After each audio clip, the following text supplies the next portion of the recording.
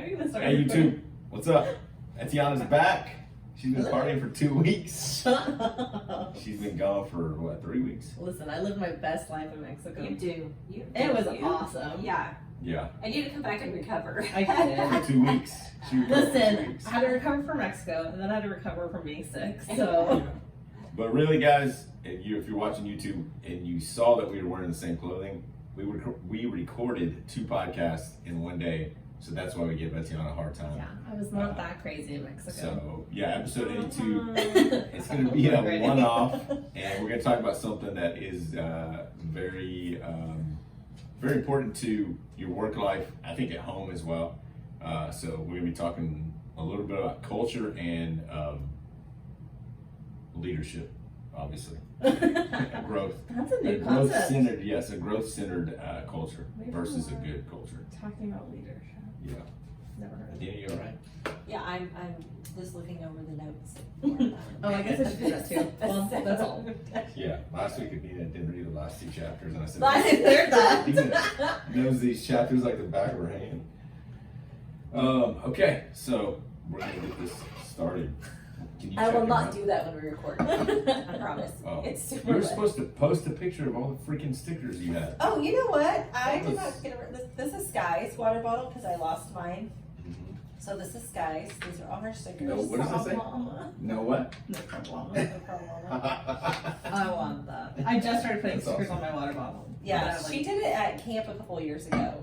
I don't so have. cute. I don't use water bottles. Okay, So right. yeah, You should. this water bottle You has drink a lot of been water. It's like a 17 million. great. I mean, this has been You doing only this. need, like, I feel one like or we should two. do a commercial for Hydro Flask. This water bottle has lived. Yeah. It is beat to heck. It has rolled out of the Jeep more than Looks once. like it. Yeah. Yeah. It More than definitely looks once. like Yeah. it. Wow. I guess I should put my stuff on too now to start. Get this ready. Are you ready? I'm ready. Yeah, I'm ready. Are Let's you go. ready? Check. Chickadee check yourself before you run. Yourself. Okay. And Hey, when you Lisa- listen to our Sorry, podcast, is it low? No. That means I need to turn the gain up, like for both of us. I don't listen to the podcast. You should know that by now. I don't I think still it's haven't low. even listened to Hayden McKenna's, which I do really want to. I You just should do haven't. That's crazy. I cannot That believe was a you good not one. listen. No, I don't That's- listen. I don't. I just don't. I tried to listen to one with you and Jay, and I got about 5 minutes. I can't. Why? I hate it when McKenna Oh was I my just gosh. can't. Son of a But you gun. know what else? So I listen to other podcasts I listen to. She got a new host on, a new co-host. Yeah. I cannot listen to that. So- I cannot. The CFO of Maxwell, who's going to take over when he's done, I fast forward through him. I can't, because he says I more than anyone I've ever heard. And then at the end, so I fast forward to hear John Maxwell's, it's like 10 minutes. And then there's like a 40-minute, and I always hear, I'm like, bro, I can't listen to you. Like, it's, Cannot. and I get it. He's filling some big He's shoes. spilling some feelings. But I do not want him to, I hate the word I. hate him saying I. So, anyways. Well, I just think this How many other girl times do you just say I talks minute? way too much. I'm like, you're distracting from the story. Yeah. Yeah. I so want to write in, and I tried to Buzz. get on some podcast, like some of their groups to see if anybody else felt like that. But I really wanted to be like, I'm basically a podcast expert, and I'm Yeah. telling you, Yeah. she's distracting from the story. You should leave a Buzzsprout review. just put a link out this week on their newsletter. It says how to be a good co-host. Oh. So Maybe you should send that to me. you need to tell her, listen, Jocko, Echo doesn't say a word all freaking long, and then he just does the advertising at the end. I know someone someone at work was like, "You're not on that podcast," and I was like, "I promise I'm there." I'm gonna Yeah, say it. they're like, "Nah, you're not." Every time. They're like, "You might be there, but you're not on it." Yes. Like, shut up. All right, here we go. 3, 2. What's up, everybody? Welcome back to the Made for More Consulting Podcast, episode 82.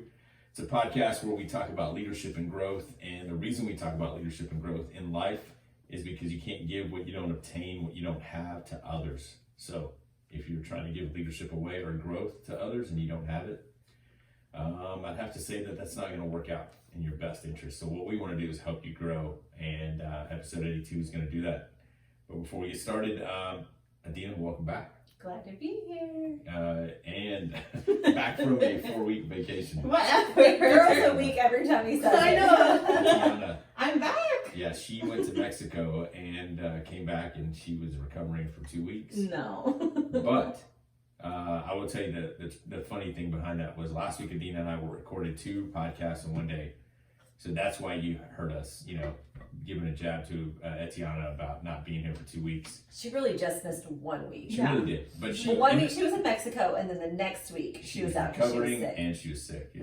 Yeah. She had the coveted mid. I got the Rona, y'all. Okay, I'm alive and well. But she was, I mean, you were down like hardcore down like for 2 days, right? Yeah. That's when we delivered It was some like groceries. it was a few days for sure. I think the day you came, like my eyes were red, my nose were red. It was bad. Yeah. So she's But I back. lived. She did. She's back. I made it. Yeah, it is still scorching hot here in Texas. If you're not in Texas, my wife is in West Texas. She said yesterday at 7 a.m. or whatever time she went and walked that it's so much cooler, but it's just as hot in the afternoon, but it's cooler out in West Texas. So my wife is not here. I want to give a shout out to our new listeners, man. We've been getting some feedback from some of our new listeners. So if you're a first time listener, go back and listen to episode 85. I mean, 65. We haven't even made it to 85. 65. It's called Why Made for More. Why Made for More. Exists, yeah. Yeah. And so go. Oh my gosh. Go back and listen to that. Etiana's taking pictures of our podcast right now. If you're watching on YouTube. But go back and listen to episode 65. It's about who we are, why we do what we do. And new listeners, man, thank you for your feedback. Do us a favor, go to your platform, wherever you listen to podcasts, and give us a 5-star review. It helps. Even though, You know what you can do? You can just go to every single platform, whether you listen on that one or not, True. and just find it and just give us a 5-star. True. Come on. Yeah. We're While you're at a stoplight. approaching 10,000 downloads, which is Great. not as big as how many listeners we have. Like when you go to the individual sites and you see how many people are listening to us, it's pretty legit. So I'm proud of us. Anyways, today, here we go.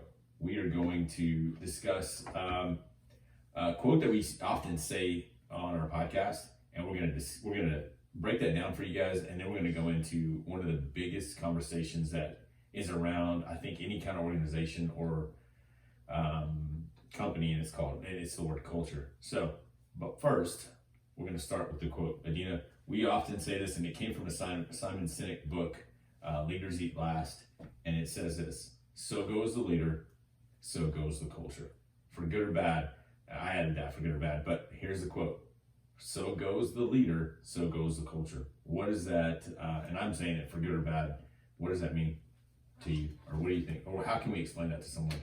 I mean, I think it's just as simple as whatever the leader's doing, that's what your team is going to do. If your leader has a positive attitude, your team's going to have a positive attitude. If your leader has a critical, overly pessimistic attitude, that trickles down to your team.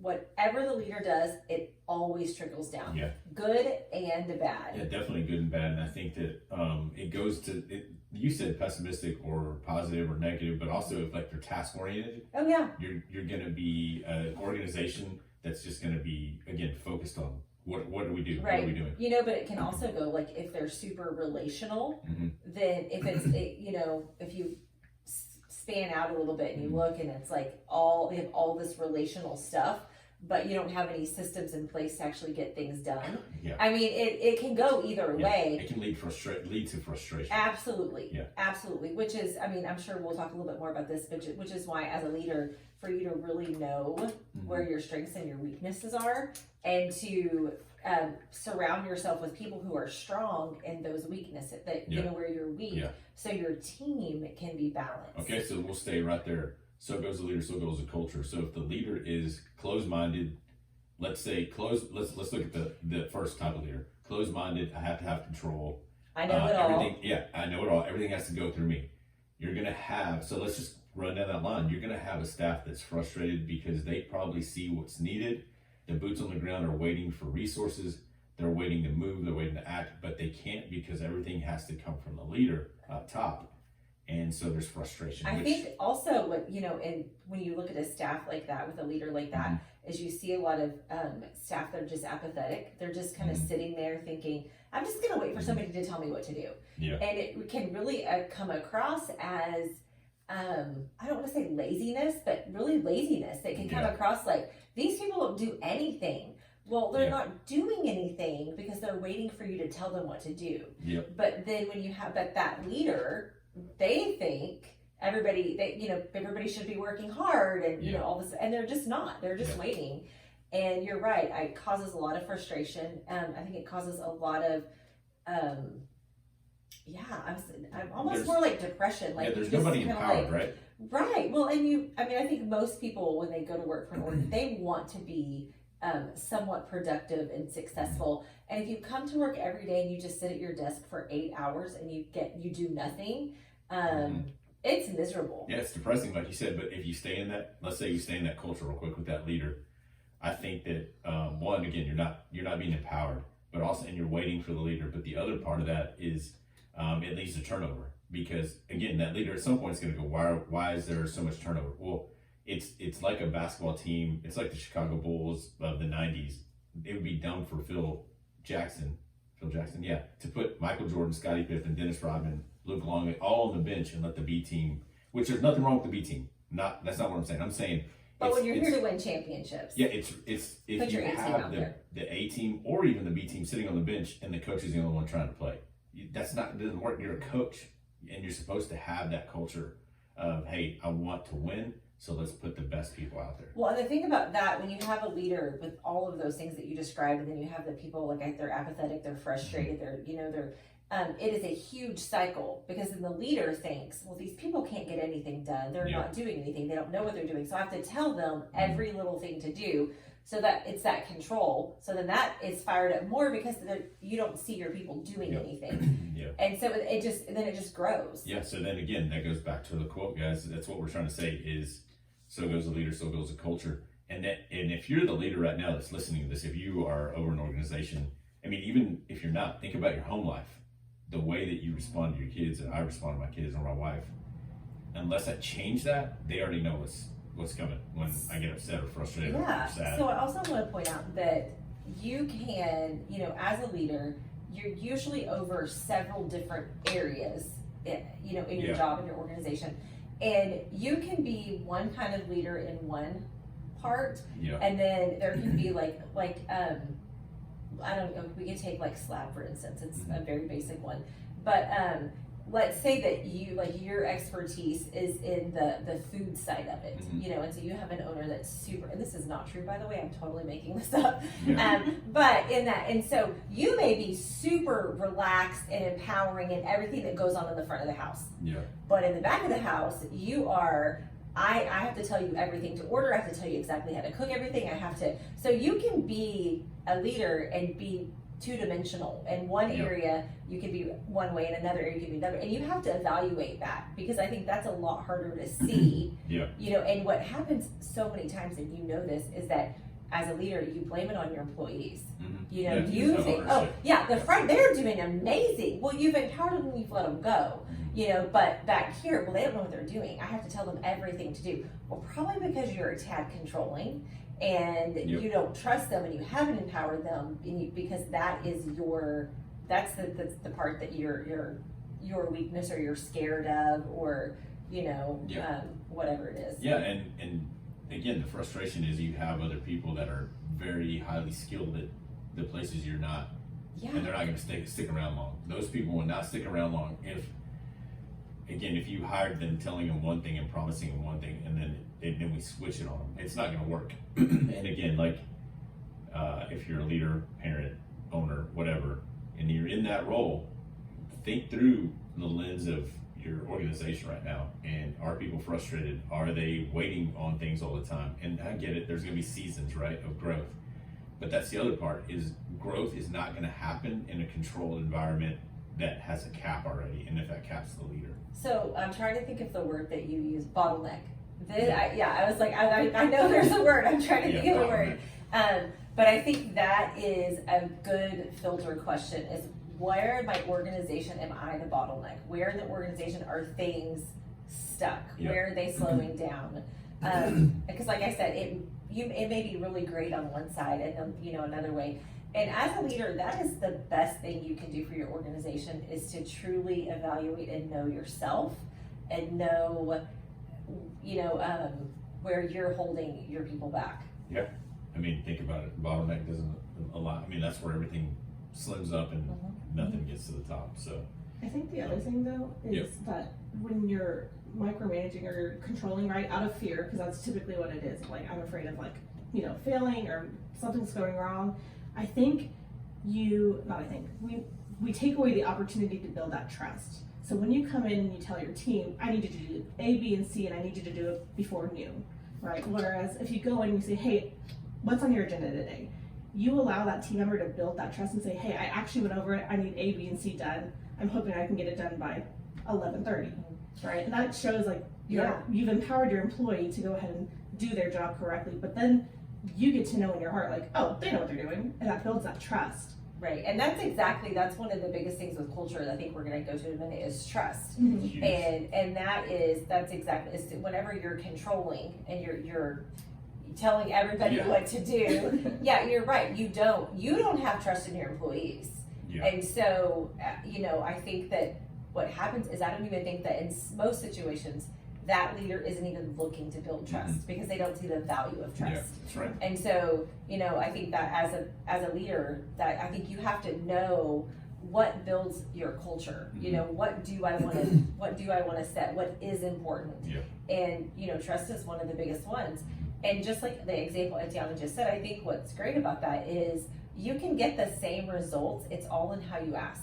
Oh, yeah. You know, and I think it goes back to, we've talked about, you know, believing the best in people. And let's just believe the best that they know. And if they don't, then you can tell them. Yeah. You know, but yeah. And on that I have a note, lot to say about that. I know, but on that note, I'll just say, if you're an employee and you're listening to this and you're in this culture, wearing the shoes of a leader is completely different. Also, like, they may have so much on their plate, their personal life, they may, whatever it is, it doesn't excuse the actions if they're, you know, ugly towards people or whatever, and it's just the way they are. However, there is a different hat that's worn from a leader to a person, and whether they're empowering or not, that's their choice, but they are human, and hopefully they'll learn. But Well, and I think though, as a leader, it is in so many ways, it's so much easier to walk in and say, hey, today I need you to get A, B, and C done.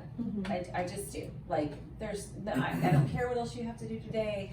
This is what you have to do. Whether you're planning on it or not, I don't care. Just get it done. Yeah. You know, it's so much easier to do that if you're a very task-oriented leader, or if your business is a very task-oriented business, you know. Yeah. But ultimately, changing the way you ask that question and empowering your team, your business is going to grow, because then they know what they have to do, and you can spend your bandwidth leading them to something else. You can spend your bandwidth growing your business in another way, not taking care of working on the business in it. Yep. So before we get to culture and like trust, we got to remember this, because we're going to get back to that trust and all that. Let's go back to so goes the leader, so goes the culture, but with the other side of the coin, with the leader that is, I'd say, growth centered. Because here in a second, we're going to look at a good culture versus growth culture. They're both positive, but I want to tell the difference between good and growth. But a growth centered, I guess, leader has a growth oriented staff and is developing leaders. So I would think that if so goes the leader, so goes the culture. If the leader is not growing, if there's no development in that leader's life, do you agree that there's going to be a stagnant in his staff, his or her staff?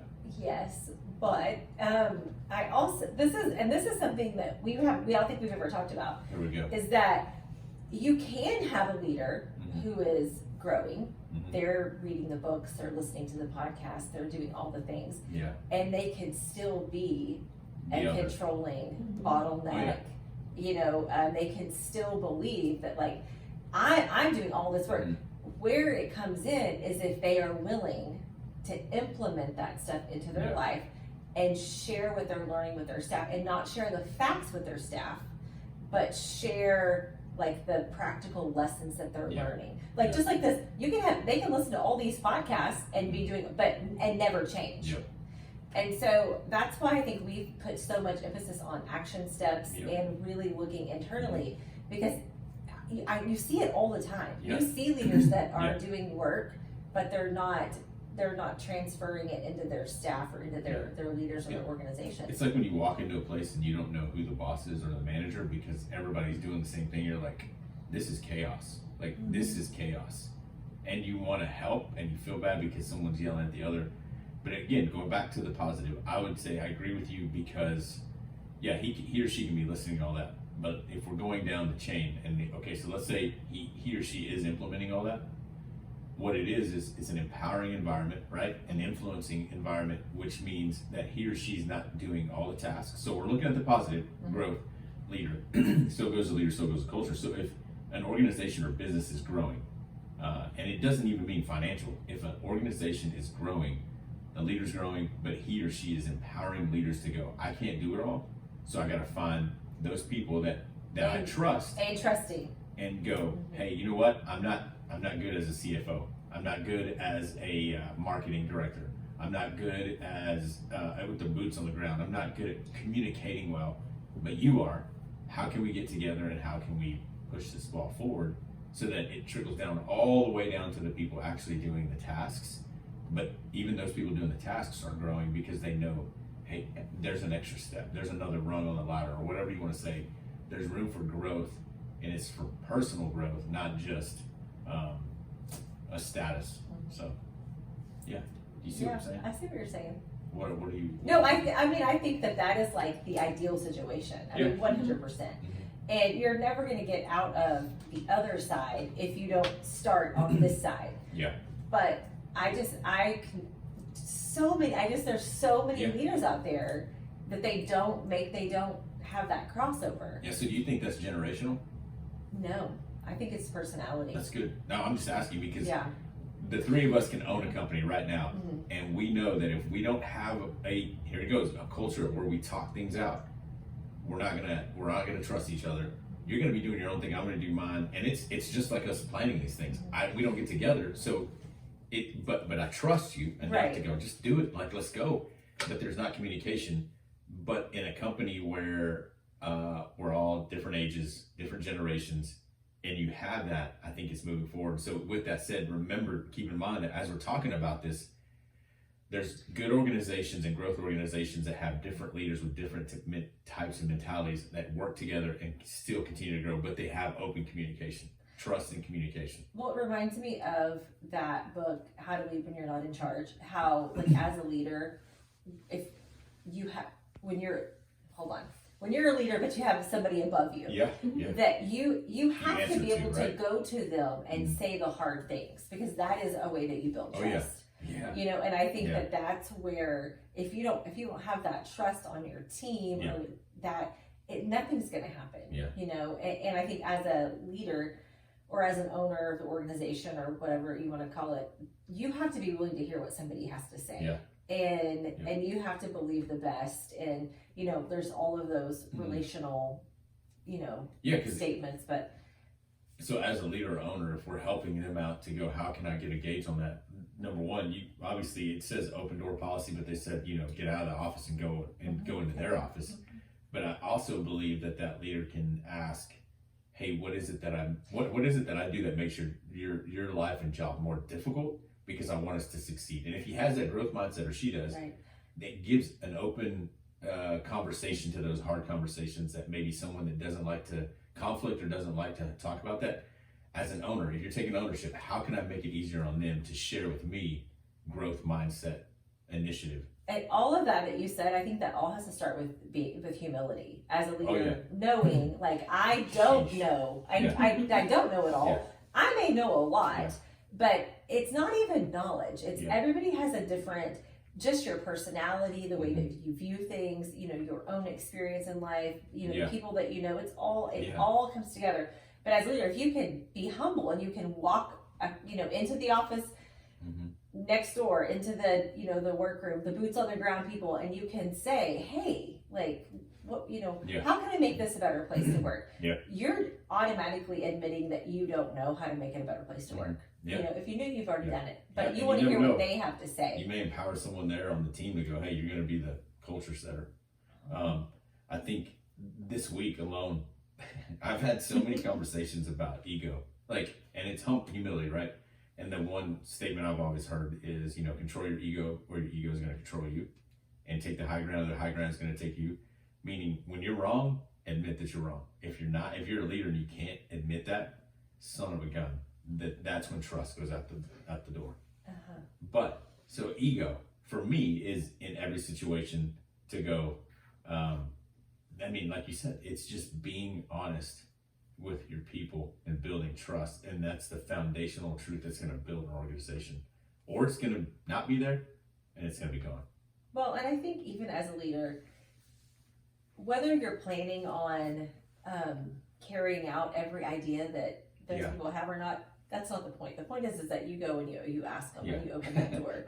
You know, Yeah. Son of a gun. because there will be some, there might be some. I mean, you know, you will probably take some of that, and even if you're not ready to implement change, you've just got a whole lot of opinions, and you make people feel heard. You got pocket change. I'm laughing because this week, again, conversation with one of our clients about ego and some of their employees, and one of them specifically said, it's the golden rule, man. And so I was listening to the conversation as a third party just to see how they're responding to each other. And so the other person says, well, what's the freaking golden rule? And he goes, you know the golden rule? I'm going to treat you like you treat me. And I was like, whoa, hold on. That's not the golden rule. He really thought that's what it was. And so the other person goes, that's not it. He goes, let me look it up. So he Googles it, and he's like, treat others like you want to be treated. And he's like, oh. I was like, bro, you cannot treat people like they treat you. That's not the golden rule. That's karma, bro. You're. And the other guy was like, hey, you're trying to take the place of karma and put that on other people. You can't do that. That's And so funny. ego has been so, I mean, that's been so many conversations in the past couple weeks. And I don't know if it's just seasons that people go through or the people that are around me and myself. I mean, even to the point to where, like for me, I'll go just in my life is some of the struggles that we have running a business, going from two incomes to one, and just going, I don't really care if people know that we're struggling or that we make mistakes or that, hey, we don't have it all together.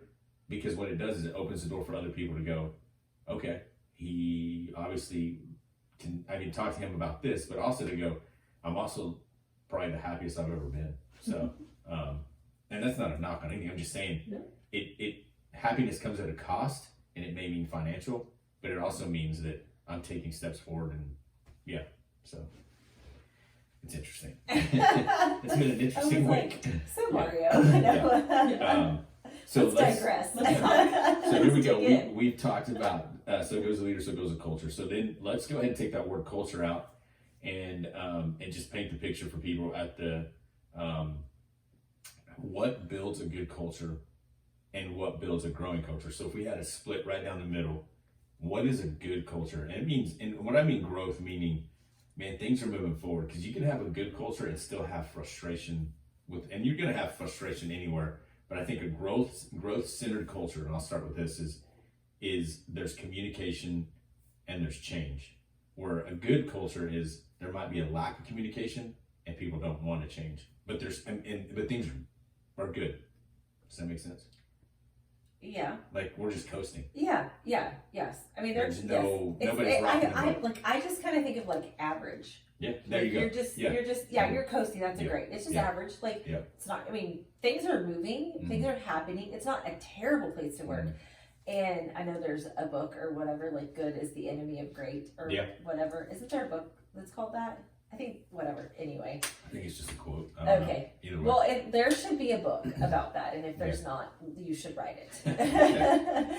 Because I think that is the whole thing, is that if you are not a growth-oriented person, and by growth-oriented, I mean like bringing out the best in people, having them live up to their full potential, having your team grow as people and, as an organization. If you're content with just coasting, okay, then be content with just coasting. Mm-hmm. But you know what? People are going to get frustrated. All those same things that we talked about when you have a negative culture, the frustration, the apathetic, all of that stuff is still going to happen. It just takes longer. And I think a good culture would easily slip into a negative culture at some point because people want, You know what? they want to progress. You get one toxic person, In a not good- even yeah. the leader. You get one toxic person in a good culture, Yeah. and it's a game changer. And Yeah. you get 2 toxic people, Mhm. you're done. Yeah. You And know? but think about the positive side of if you get growth oriented people in a good culture, they're gonna push like, hey, let's go. And if not, they'll leave.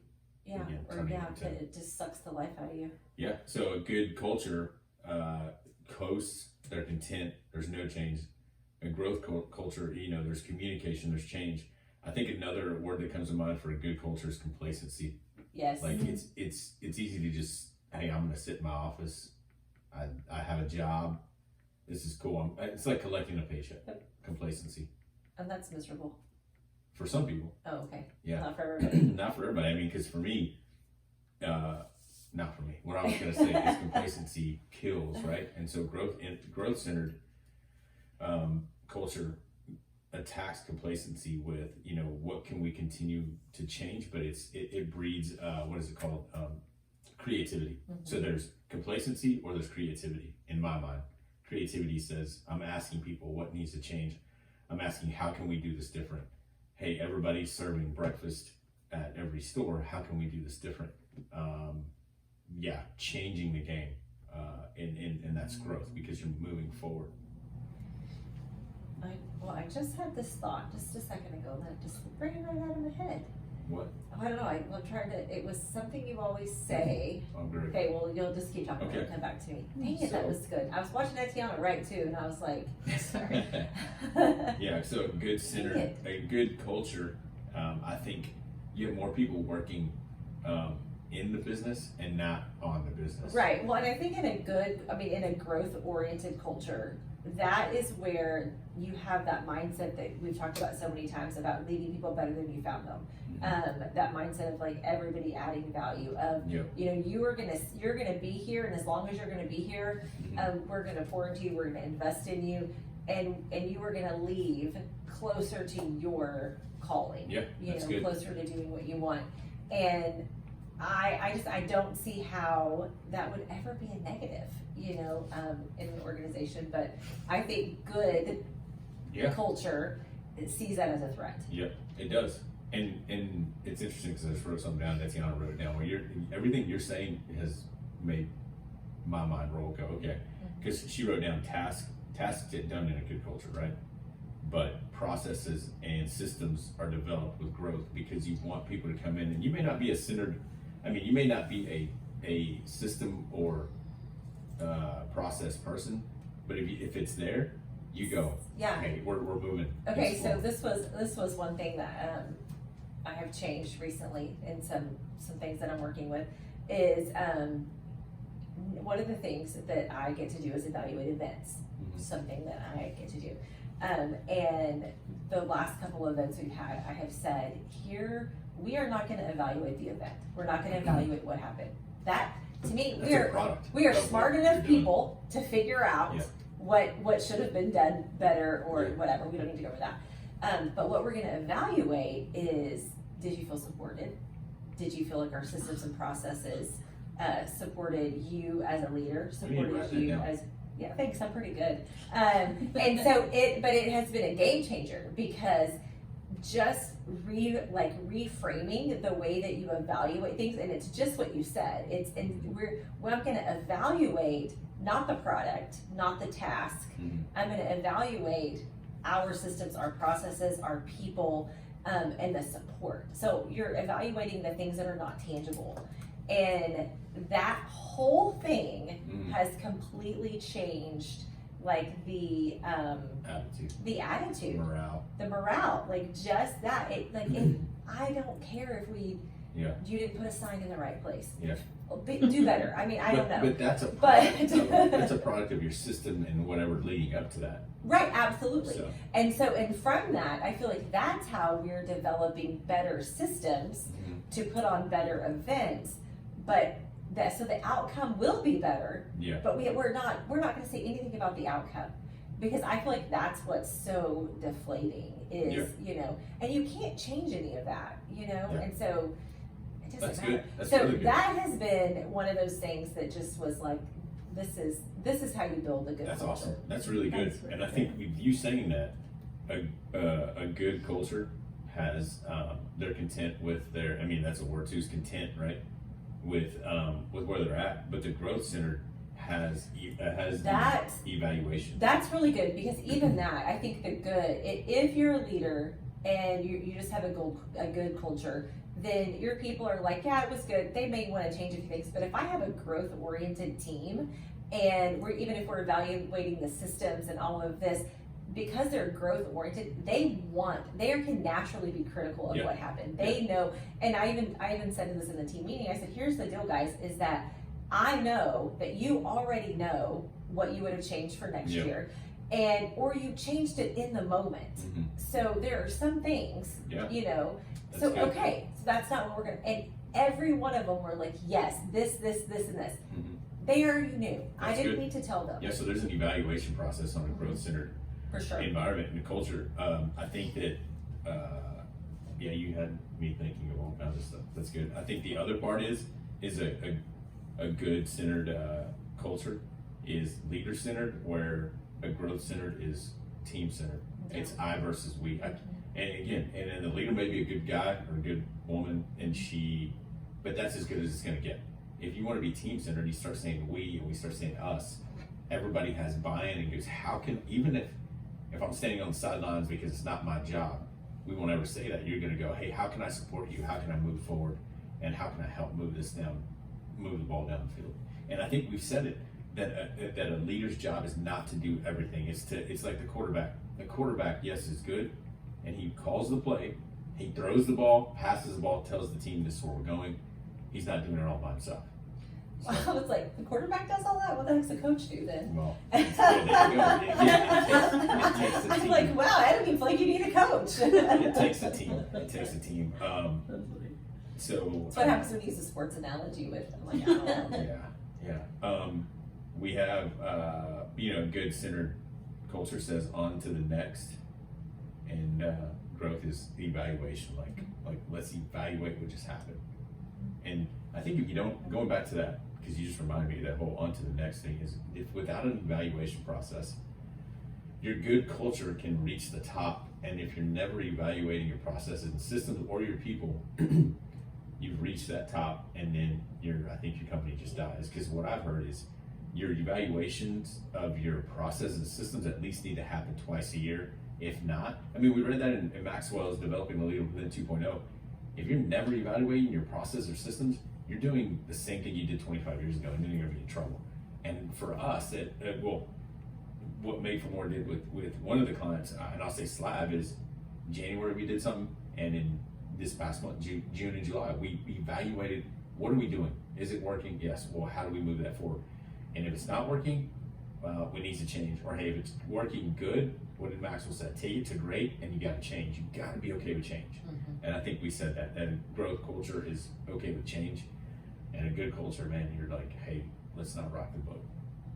I think we could do a whole podcast on like how to evaluate what's going on, and then how to either decide to breathe new life into it or to kill it, and what that means. Well, before we close, I think that people need to know that the workshops, the Made for More workshops, are gonna. I mean, that would be one of them. Mm-hmm. How to have an evaluation process. What's on an evaluation process, and why is it important? So Yeah. we'll talk about that later. I'm trying to put myself on the spot because Mm-hmm. I've got to move on that. Yeah. So one of the last ones that we have, a good organization influence ends with the workday at the end, 5 o'clock. I'm showing up at 8 or 9 or 9:05, and I'm watching the clock at 4:55, and I'm out. Where a growth centered is influence continues and spreads. Again, I love what you wrote down. It's what you said earlier too.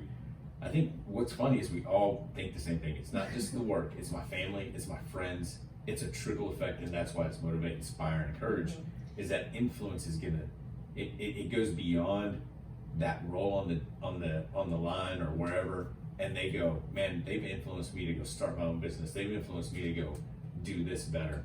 And it doesn't just stay with that person. It moves people. So yeah, that was really good. I did not expect for us to get this much out of this topic. And we're only 35 minutes. Yeah. We're like way ahead of time. Woohoo! I think that if you are someone who is, I'm just trying to think about maybe an employee that is a leader, because we're all leaders, but they're having to go, I'm not in this kind of organization. That can be a drag. Listen, get out. Well, hold on. Quit your day job. Nope, Hold get on, out. hold on. Because my suggestion Okay, is back number up. one. Go read leaders. No, don't. Leading when you're not in charge. Number one is take ownership of, and we always say this, what do I have control over that I can change or influence, right? And once you've exhausted, when I mean exhausted, meaning you've had conversations with the boss, you've given him the podcast and link, you've given him the He's read books. every one of the books. Yeah, and he or she's not changing. I think, like you said, at some point, the hardest decision has to be made to go, I gotta move on. But here's the deal: let's in all reality, Yeah. if you're working in a good environment and you've been there, the leader is not that you're either a good or you're growth. Not that you're either one. But I really do believe that you tend to fall in one of the categories. Yeah.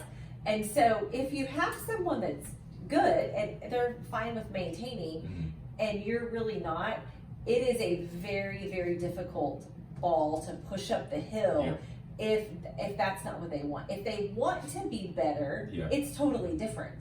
But Sure. if they wanted to be better, you probably wouldn't be in that situation.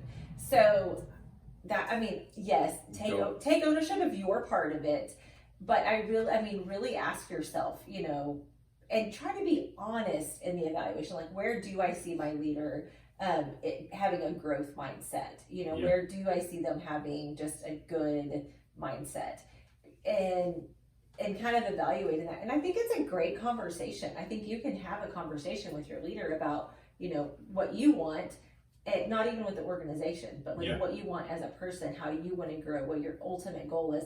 You have to know what you ultimately want to do, Mhm. and you have to believe in that. Talk to your leader about that. See what they say. Have some conversations. Yeah, and I think that if you are in that place, like Adina said, it's easy to get stuck there. I'm trying to pull up the freaking post that I made when I spoke at Rock Point about change and complacency and it killing, and for some reason the effing internet isn't working. I'm trying. I didn't even get to listen to you teach that day. What the freak? You don't listen to the podcast and you don't listen. So I just put. Yeah. So I just said this about change, and it had part of me. I mean, it was my story, not my story. It was one of the reasons we stepped down after 14 years. Consistency creates change. Change creates confidence. Confidence leads to change. Change begins with a choice. Every single one of us has a choice to change, whether or not we like it or not. Even if you're in a good environment and not in a growth environment. But so again, consistency creates change. Change creates confidence. Confidence leads to change, and change begins with choice.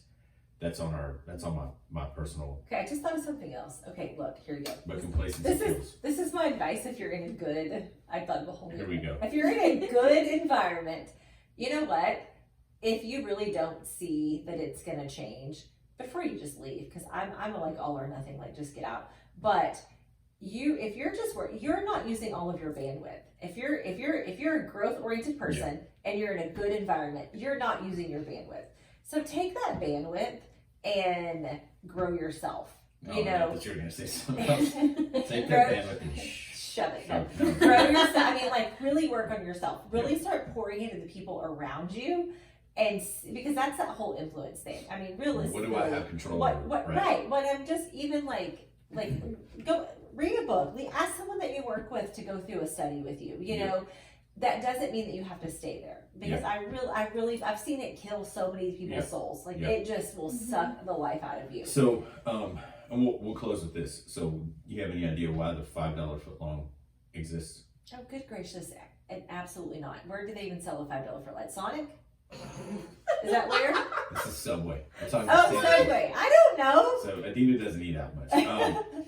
So one guy. I'm gonna tell you what Nay said about Whataburger. So So one guy saw a hospital, and he's like, across the street. Why aren't they? It was a Subway. Why can't we? And this is one of our books. It's one of Simon Sinek's books. He's like, why aren't we getting more of those people to hospital people come over here? He decides to. It's a franchise, but he decides his is going to go. We're going to do a $5 footlong. That changed the game for. You almost had to say Sonic. That changed the game for Subway. I don't even know All what over that the is. country because one guy was empowered, made a decision, and they ran with it. Same thing with your. Okay, well, I still don't under. So the hospital, he thought they needed a bigger sandwich. No, the hospital people were not going to his Subway. They were going everywhere So else. he was. How can I get less more expensive. people in my store? Okay. Have a $5 See, I was footlong. thinking, well, maybe because that way they don't have to cut the bread. Oh my gosh. That's a great example. Yeah, Because he was and empowered. but also your son-in-law. Mhm. Most people may not know this, but Okay. he changed the game for one of the biggest chains in the country, Chick-fil-A. Mhm. And people don't know this. And why he's not a millionaire right now, He's pretty good. he took a dang computer outside Mhm. with an extension cord, with a table, and started running people through the drive-thru here in Leander, Cedar Park, Texas. People didn't think it was a big deal, and then they started putting out more Yeah. cars than anyone else. And they said, Corporate flew Yeah. down. Can we give you an iPad? Change the game for Chick-fil-A. Mm-hmm. And he wasn't. Listen to this. He wasn't the manager. That's an empowering environment. yes. Now, why he's not a millionaire? Maybe there's an issue there. Right. But the people who own Chick-fil-A are. Yeah. Maybe But they should. Well, never Yeah, mind. true. Yeah. I let's was not gonna go there. say no, because they are really good people. Yeah, they are. They do a lot. But from the top, all the way from Atlanta, let's fly out to little old Cedar Park, Leander, and Yes. see what One this of guy's hundreds doing, and hundreds of stores. and see why they're turning out more people. Because your son-in-law took a table, a computer, With an a extension cord, and Bright just orange started- extension cord. Yeah. Yeah. and he now, I mean, I'm excited that he works for Slab. Yeah. But anyways, again, empowerment. It changes the culture, changes the game. So that was. I feel like that's you good. should get like a penny for every drive-through order that every Shoot. Chick-fil-A does Heck or yeah. something. Remember those memes that said that whoever is in charge of the Chick-fil-A drive-thru should be president? Yeah. Because they It's be a good boom. president. I don't know if your son-in-law would be a good president, and I don't know if John's going to listen to this or not. But I'm sure he does John, listen what's to up, the bro? Shout out to him. podcast. Also, so as we're wrapping up, I know I said this earlier, and I'm just going to be authentic and real. So I have plans for Made for More. It's obviously not just a podcast, which we're about to hit 10,000, which is awesome. But like, I have workshop idea. I have like the business plan laid out. And right before, I feel like I gave you the perfect analogy. What's that? Because you said, I'm moving, and I said, no, Oh, yeah, you're you running said in you're just running in place. And I have a great team around me that just continues to grow with people that want to help. But like, we put polls out there as far as, hey, can we do an in-person or online, workshop? It's all freaking written out. Like, I have it. The He works on content, it all the time. the content, everything. I just do not. Notebooks and There- notebooks full of stuff. I could write a freaking book right now and Uh-huh. have it published, but I'm not going to do it until I'm 99 because there's this fear inside. It's the same thing that happened before we launched this podcast. And he's like, I just have the not- podcast stuff.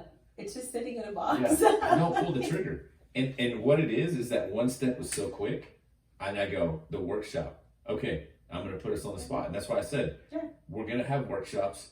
The first one's going to be in Let's August. start with a class.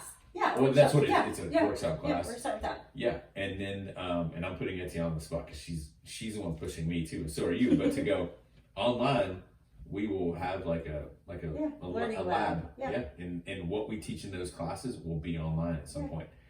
So there's going to be in-person workshops coming in August. I don't know. I mean, I'm thinking August, September, October, November, December, one every month.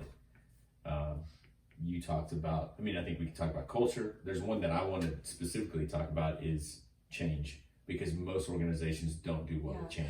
I still am really fascinated with influence, Mhm. and I really want to I found all these books, and I really want to dive into that and learn more And about maybe you that. can teach that. Yeah. And that would motivate me to really follow that, because it just, every time I hear anything on influence, it fascinates me how that we say this all the time on the podcast, is that you have an influence with everybody you meet. Mhm. It's positive or it's negative. Yeah. But you have an influence with everyone that you come in contact with. And like the other day on Facebook, there was that meme, and it said, or not a meme, it basically said like, somebody right now is thinking of you because you were nice to them. Yeah. You know, you've good. changed somebody's day because you were nice to them 14 years ago. Yeah. Well, it's true. It is. And then you can go even further to go, hey, you're sitting under the shade because someone planted the tree a long time ago. Yeah. That was, you may not know that person. It's the influence that they had in that environment. It changes how intentional you are with your day. Exactly. Yeah. But you have to break that down. You can't just look at the day and freak out. You got to go, no, this has to be intentional.